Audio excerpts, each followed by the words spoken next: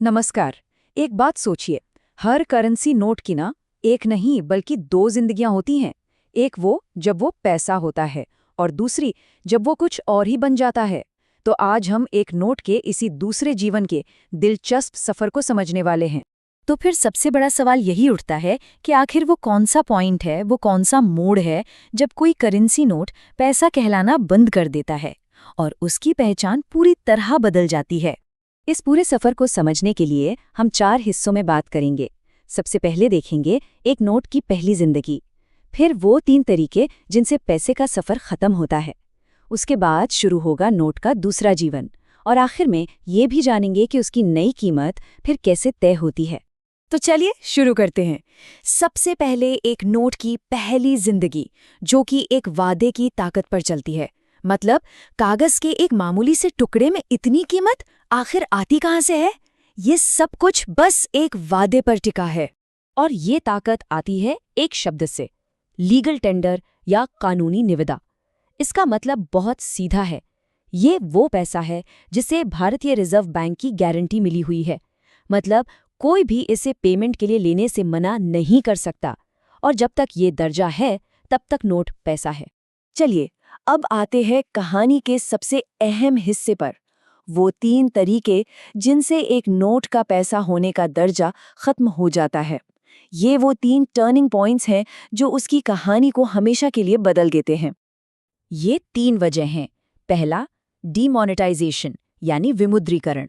दूसरा, विड्रॉल यानी चलन से वापसी। और तीसरा, फिजिकल डैमेज, मतलब नोट का बहुत ज्यादा फट जाना या खराब हो जाना। आइए इन्हें एक एक करके समझते हैं। पहला और सबसे ड्रामेटिक तरीका है डीमोनेटाइजेशन। ये एक झटके में होता है।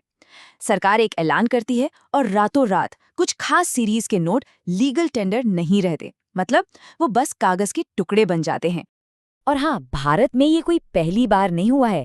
1946 में आज़ादी से भी पहले बड़े नोटों को बंद किया गया था। फिर 1978 में जनता पार्टी सरकार ने 1000, 5000 और 10,000 के नोटों पर बैन लगाया और हाल ही में 2016 में कालेधन और नकली नोटों पर लगाम लगाने के लिए 500 और 1000 के पुराने नोट बंद कर दिए गए। अच्छा, अब आते हैं दूसरे तरीके पर।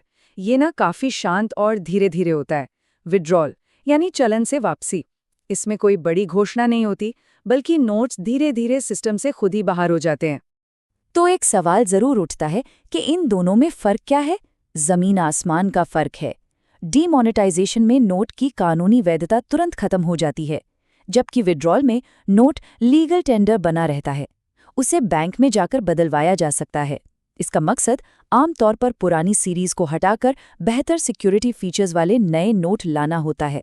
इसका एक बेहतरीन उदाहरण है 2005 से पहले के नोटों की वापसी। 2014 में आरबीआई ने इन्हें धीरे धीरे वापस लेने की घोषणा की थी। क्यों? ताकि ज्यादा सिक्योरिटी वाले नए नोट लाए जा सके।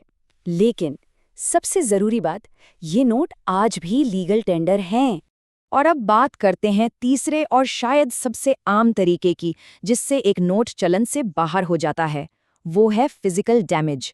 जब वो फट जाए, गल जाए या इतना गंदा हो जाए कि इस्तेमाल के लायक ही ना बचे।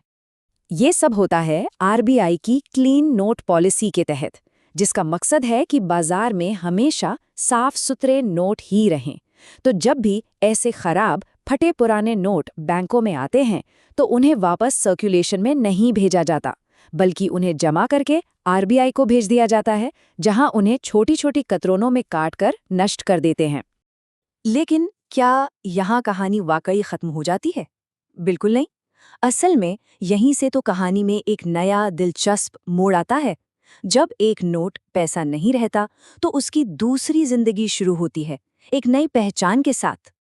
अब उसका रोल लेन देन से बदलकर संरक्षण का हो जाता है।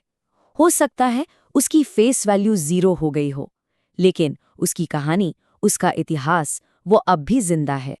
और यहीं से उसे एक बिल्कुल नई तरह की कीमत मिलती है। एक नोट अब रुपए से एक रेलिक यानी एक ऐतिहासिक धरोहर बन जाता है और अब उसकी कीमत आरबीआई नहीं बल्कि कुछ और ही बातें तय करती हैं। तो क्या है वो चीजें? देखिए, सबसे पहला है दुर्लभता या रेयरिटी। क्या वो नोट कम समय के लिए छपा था? दूसरा, उसकी कंडीशन, क्या वो एकदम नया है, बिना मुड़ा हुआ, जिसे अनसर्कुलेटेड कंडीशन कहते हैं। तीसरा, कलेक्टर्स की डिमांड। और चौथा, उसका ऐतिहासिक महत्व, क्या वो ब्रिटिश इंडिया जैसे किसी खास दौर का है। ये टेबल इन दोनों जिंदगियों का फर्क बिल्कुल साफ कर देती है। पहली जिंदगी में कीमत आरबीआई तय करता है, मकसद लेनदेन है और पहचान उसकी फेस वैल्यू है। वहीं दूसरी जिंदगी में कीमत कलेक्टर्स का मार्केट तय करता है, मकसद संरक्षण है और पहचान उसकी दुर्लभता और कंडीशन है। इस पूरे बदलाव को एक लाइन में ऐसे कह सकते हैं, लेन देन के एक उपकरण से संरक्षण के एक कार्य तक का सफर। तो आखिर में सवाल यही रह जाता है कि क्या एक नोट कभी सच में मरता है या उसकी कहानी बस समय के साथ अपना रूप बदल लेती है। ये एक ऐसा विचार है जो हमें वैल्यू और इतिहास की बदलती परिभाषा पर सोचने के लिए मजबूर करता है। क्योंकि यहाँ यूएनसी म्यूजियम में हमारा मानना है कि हर नोट एक कहानी कहता है। अगर एक करेंसी नोट का ये सफर समझने में मदद मिली हो और ऐसी और दिलचस्प कहानियां जाननी हो तो यूएनसी म्यूजियम को लाइक, कमेंट और सब्सक्राइब जरूर करें।